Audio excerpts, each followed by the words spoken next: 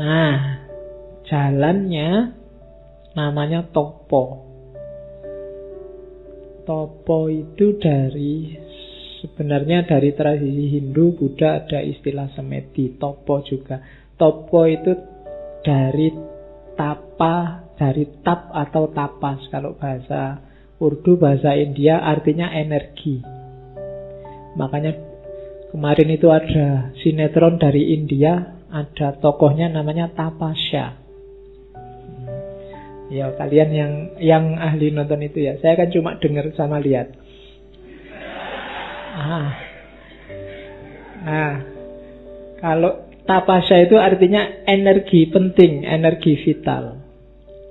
Maka disebut tapa itu berarti apa? Upaya menaklukkan energi dan menguasai energi hidupmu. Itu tapa namanya. Latihan untuk menaklukkan dirimu.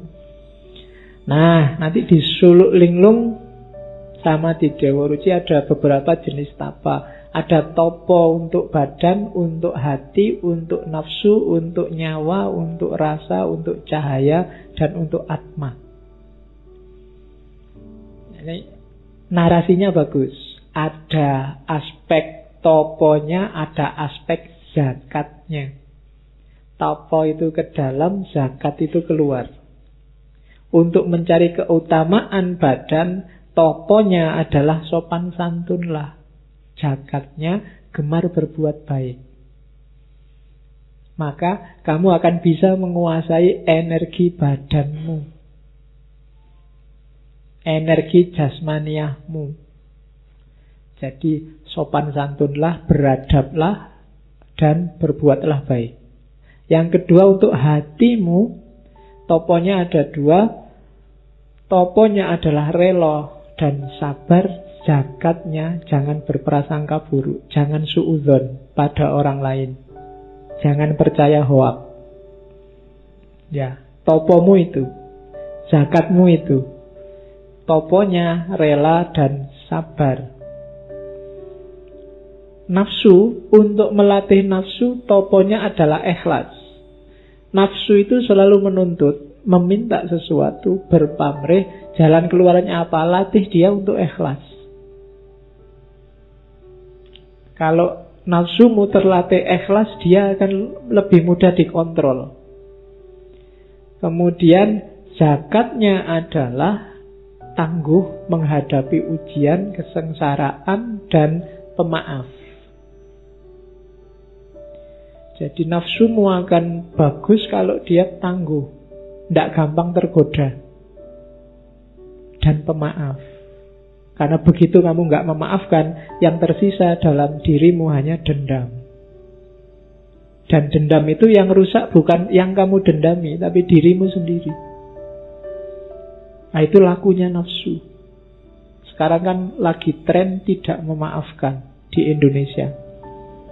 Ya, apapun itu. Ya, meskipun bahasanya halus. Ya, maaf sih saya maafkan, tapi urusan hukum jalan terus. Itu sama aja tidak memaafkan. Ya. Dan kamu mau dibodohi dengan kalimat-kalimat semacam itu. Loh, ini kan sudah ranahnya hukum, ya berarti kamu tidak memaafkan. Nah, itu berarti kamu tidak menjalankan toponya nafsu. Terus nyawa atau roh.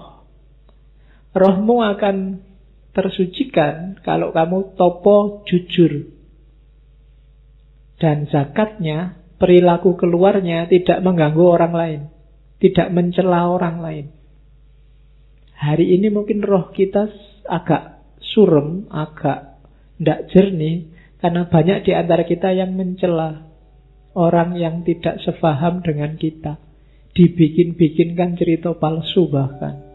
Dibikinkan mitos-mitos palsu, narasi-narasi palsu yang hari ini kita kenal dengan hoak itu. Itu menunjukkan bahwa jiwa kita, roh kita sebenarnya sedang keruh warnanya. Terus rasa, intuisi. Kalau ingin intuisi kita tajam, toponya adalah lakukan keutamaan, kebajikan.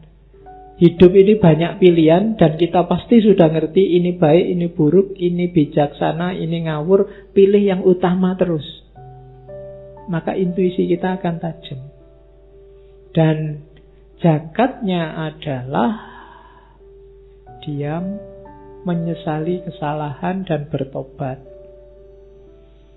Masih merasa bahwa kita punya banyak salah terus bertobat. Jadi kalau nyawa kita keruh karena kita tidak mencela, maka intuisi kita keruh kalau kita merasa selalu benar.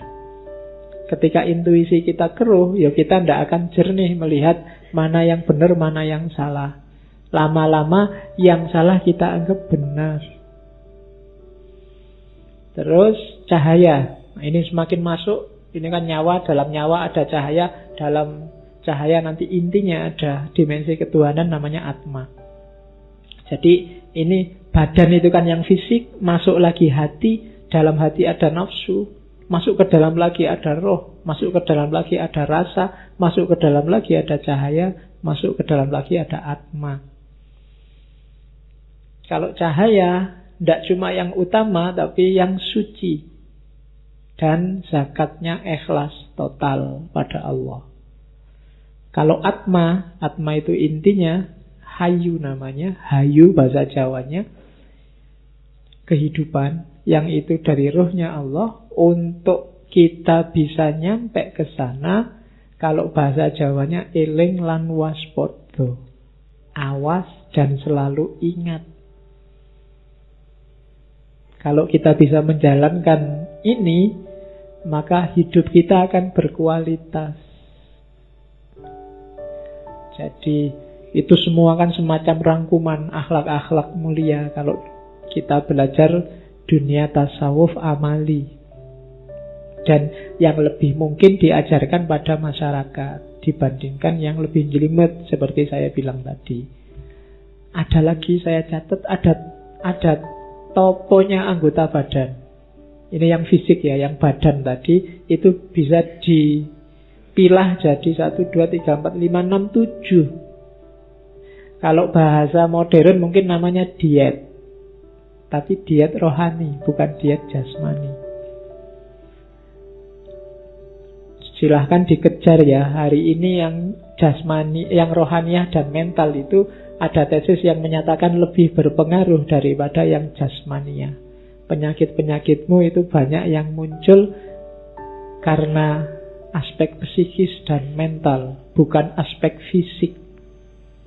Itu kenapa orang hari ini lebih mudah kena penyakit, karena manusia hari ini lebih gampang stres dibandingkan orang-orang zaman dulu. Meskipun mungkin secara fisik kesehatan, gaya hidup orang zaman dulu lebih tidak sehat kalau pakai teori kesehatan modern. Nah, di Dewa Ruci ada topo diet rohaniah, diet mental, biar mentalmu sehat secara fisik. Yang pertama mata. Matamu itu, gak enak ya ngomong matamu. Yalah, gak apa-apa. Mata Anda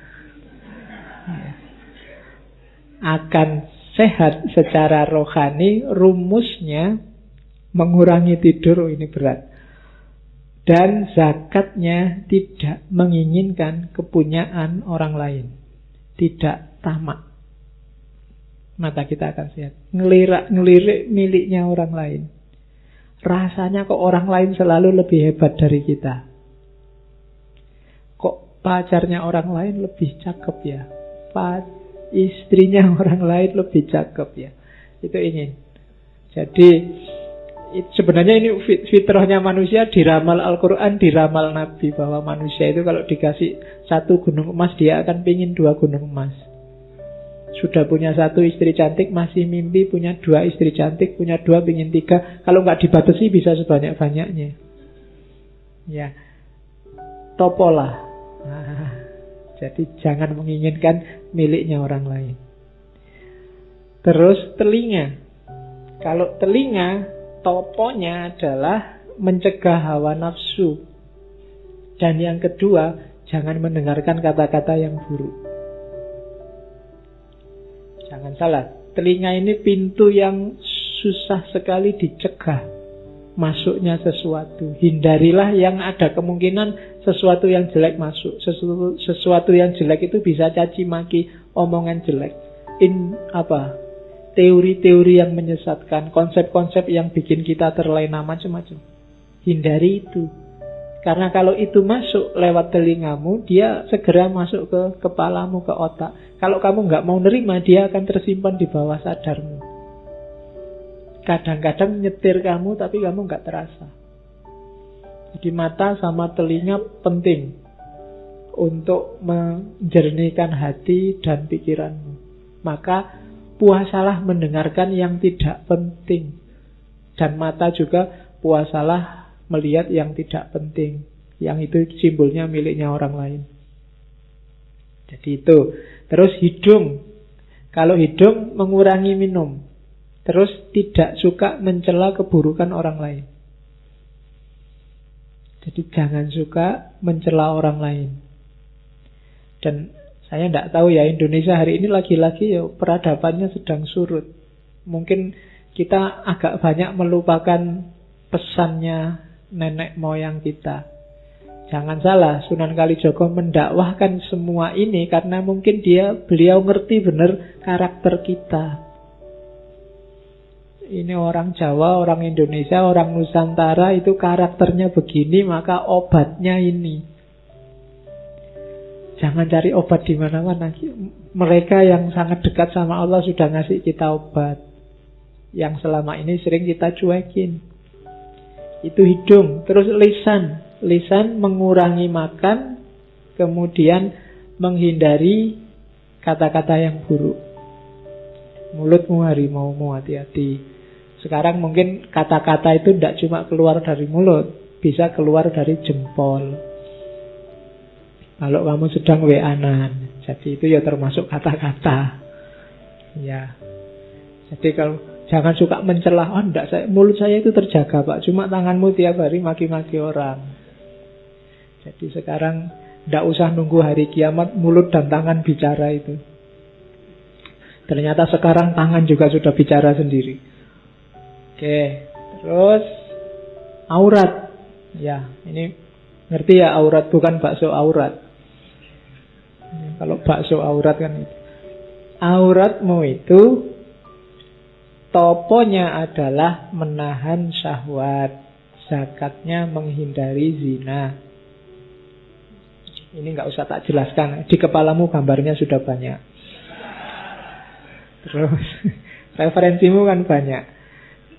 Ya. Terus tangan. Tangan itu toponya adalah tidak mencuri, tidak mengambil yang bukan haknya. Dan yang ketiga, zakatnya tidak suka menyakiti orang lain lewat perbuatan kita. Kaki, ya, tugasnya apa?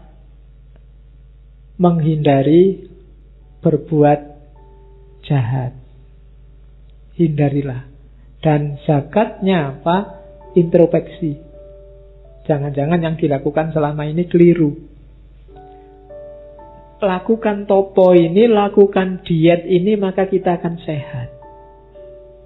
Mata, telinga, hidung, lisan, aurat, tangan, dan kaki.